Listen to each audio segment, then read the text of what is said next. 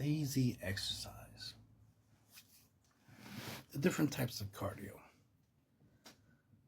So as you can see in this comment, someone was asking about doing an incline on a treadmill, and they noticed that their calves be hurting after 10 minutes. And usually you want to go for 30 minutes minimum, because that's 300 calories. But of course, if you can go for a whole hour, that's 600 calories. You do that 1 hour of walking on a treadmill or just actual walking around every day for a whole week. You should burn a little bit over a pound of fat if your goal is weight loss, right? And mostly cardio, treadmills, walking, bicycles, stuff like that. Anything where you're constantly moving and you're, constantly breathing, it's going to burn calories. So it's typically going to be fat loss related. However, if you add resistance, you do something like incline, walking upstairs instead of, or walking uphill instead of walking on a straight path, right? Consistent straight path, or even downhill, right?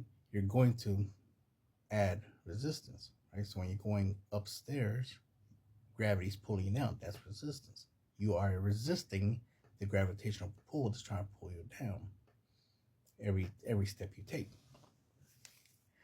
So since it's resistance, that's essentially weight training, because weight training is labeled as resistance. Non-resistance training, right, would be anything that has little to no resistance. So you like swimming, for example. There's some resistance because obviously water is a physical thing, but it's less resistance than if you're trying to swim through sand, right? Or concrete, like wet concrete. It's going to be very difficult because a lot of resistance. So when it comes to this person's situation where the calves are hurting, it's like, well, obviously calves are hurting because you're on an incline and you're constantly resisting sliding down the treadmill by, walking up. So you're using a lot more calf muscles, and when you feel pain in your calves, that means you're using them, obviously. The idea is to not use them as much, right? You want the walking to be a full leg aspect, a full leg activity. You want your hips involved, right? Your thighs, right? Your quads, right? Your hamstrings, your calves, right? Your hips, flexors, all that stuff. You want all that to be incorporated. Plus, there's some ab aspect because you're standing up. Are going to, your ab stabilizers, right? They're going to be a factor when you're walking. And the whole idea is for you to walk for a long period of time so that way you can burn calories. That's if that's your goal. Now, if you want to add some resistance because you want to take your muscles beyond, and that's where like this comment came from this video. The video was talking about, doing cardio and, when you exercise, when you lift. So on the days you lift, cardio, like should you or should you not, and when you should do it. So he was pointing out that it's best to do cardio after you lift weights instead of before, which I agree, right? You definitely want to have all your strength, all your energy, put it towards your lift. Then after you're done lifting, if you still have some energy, you're not that tired from lifting, yeah, go jump on a bike, because he's on an exercise bike in the video. Jump on a bike or a treadmill and, burn some more calories, right? And if you want to add resistance, which is the point I'm making here, you want to add resistance that can help you further tear some muscle, that can further push you beyond your It's the same thing as if you bench press 300 pounds, right, or 315. Let's say you do like 2 sets of 10, right? And then you're like, I want to do one more set, but I'm already fatigued, right? I'm already tired. I doubt I could do 315 for another 10 reps. So you take it down to 225, right? And then you push out another set for 10 reps with less weight. So there's still resistance, but it's less resistance than, the full resistance you're used to. And you're just trying to push yourself a little bit more. You could even keep the same weight. You can stay with 315 and just accept the fact that you're not going to get 10 reps because you're probably, maxed out, right? You already hit your limit. And you're just trying to push a little bit more, try to get a couple more reps and try and get one more set in, right? Now, I stress against the whole overtraining. I don't encourage to go beyond 2 sets. 2 sets is way too many. 1 set's a failure, right? If you're doing it right, 1 set is all you need. If you're doing it wrong, then yeah, you might need 2 sets. Or if you're using light weights, 2 sets. If you're using heavy weights, 1 set should be enough. But this is why, doing something like cardio, resistance cardio, because the thing about exercise bikes, you can add resistance. You can make it harder to pedal. Treadmills, you can incline it and make it harder to walk because of the incline, because of gravity. When you incline a treadmill, you're adding gravity. You're making it harder on your muscles. If the problem is, if you don't want to hurt your muscles because it's leg day, you already did your calf exercises, your squats, and this, that, and third, it doesn't make sense to incline your treadmill when you do cardio. Make it flat and go at a moderate speed. Because I noticed he also put 3 miles per hour, which is a typical running speed, or I should say jogging speed. 4 or 5 miles per hour. Obviously you're running, right?